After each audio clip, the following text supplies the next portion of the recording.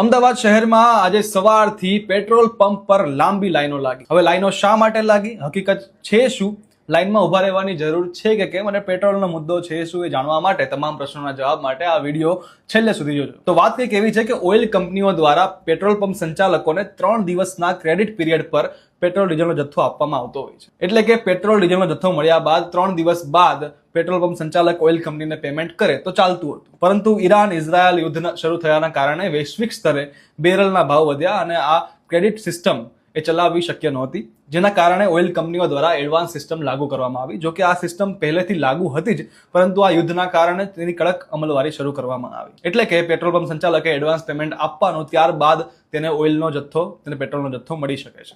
એમાં એવું છે, નાના જે પેટ્રોલ પંપ છે ને એ કંપનીએ ક્રેડિટ આપવાની બંધ કરી દીધી. ડીયુડી સિસ્ટમ હોય કંપનીની, 3 દિવસ ડીયુડી આપે, એટલે 3 દિવસમાં તમારું પેમેન્ટ પૂરું કરી દેવાનું.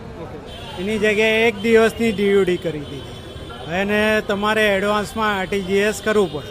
હવે આના કારણે અમદાવાદમાં કેટલાક નાના પેટ્રોલ પંપ પર જથ્થો મળ્યો નહીં, સ્ટોક ખૂટી ગયો હોવાનું કહેવામાં આવ્યું અને લોકો ત્યાં ગયા તો એમને આ જાણકારી મળી તો લોકોને એવું લાગ્યું કે પેટ્રોલ પંપ બંધ કેમ છે, સ્ટોક કેમ ખૂટી ગયો છે, ભવિષ્યમાં કંઈક એવું થશે, પેટ્રોલ નહીં મળે. આ પ્રકારની અટકળો શરૂ થઈ અને સોશિયલ મીડિયા પર કેટલાક માધ્યમો ઉપર અને વોટ્સએપ માધ્યમથી આ અફવાઓએ એક મોટો સ્વરૂપ લીધું. લોકોમાં ડરનો માહોલ ઉભો થયો. લોકો એક સાથે પેટ્રોલ પંપ પર પેટ્રોલ પુરાવા માટે લાઈને લાગી ગયા અને પેટ્રોલ પંપ પર લાંબી લાઈનો સર્જાઈ. હવે આ લાઈનો જોઈને, તેના વિડીયો જોઈને વધારે ડરનો માહોલ ઉભો થયો. વધારે ને વધારે લોકો લાઈનમાં લાગ્યા અને કલાકો સુધી લાઈનમાં ઉભા રહ્યા, જેના કારણે અમદાવાદ શહેરમાં ઘણી બધી જગ્યાએ ટ્રાફિક જામના દ્રશ્યો પણ સર્જાયા. ભીડ પેટ્રોલ નથી, નહીં મળે એવું કે 7 દિવસ સુધી નહીં મળે એવું કોણે કીધું? એવો મેસેજો ફરતા થયા. એટલે તો કોઈ સરકારે તો આપ્યા નથી, સરકાર તો કે પેટ્રોલ છે જ. હા, સરકાર છે, પણ સરકાર મળતી આટલી બધી લાઈન કેમ છે? તો બધા પંપ ઉપર લાઈન છે. બધાને કેમ એક સાથે પેટ્રોલ પતી ગયું? આજે પતી ગયું બધાને, બધા ભાગાદોડી કરે છે અને આ એક અફવા જ લાગે છે. બાકી પેટ્રોલનો કોટા તો હશે જ. પણ અત્યારે તો જે રીતે અનાઉન્સ થયું કે બંધ થઈ જશે, કોણે અનાઉન્સ કર્યું બંધ થઈ જશે? પેટ્રોલ પંપ વાળા જ કહે છે.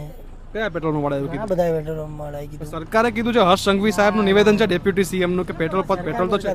સરકારે નહીં કીધું. સરકારે તો ક્યાંય નથી કીધું પેટ્રોલ પંપ છે. સરકારે નતું કીધું. પેટ્રોલ પંપમાં જે રીતે લાઈન, જે રીતે એ લોકો અનાઉન્સ કર્યું એ રીતે છે. અનાઉન્સ તો કોઈ અનાઉન્સ કોણ કરે? પેટ્રોલિયમ મંત્રાલય કરે, એ લોકો કરે. તો કોઈ વ્યક્તિગત રીતે કોણ અનાઉન્સ કરી શકે? વ્યક્તિગત રીતે તો નહીં થયું. અમે 3 વાગ્યાથી ઉભો થઈ ગાડી. 3 વાગ્યાના ઉપર. 3 વાગ્યાનો ફોન. એટલે કેટલા વાગ્યા? 6, 6:30 થયા, 6 વાગ્યા. 3 વાગ્યાનો ફોન છે, બોલો. એટલે 3 કલાકથી લાઈનમાં ઉભા છે. લાઈનમાં ઉભો છું. સાંભળ્યું એવું કઈ છે નહીં કે સ્ટોક નહીં મળે. સ્ટોક તો મળવાનો જ છે અને સ્ટોક છે. પછી મળવાનો છે તો આટલી બધી ભીડ કેમ છે? ભીડ હવે કેવું હોય કે અફવા ફેલી ગઈ એટલે પબ્લિકને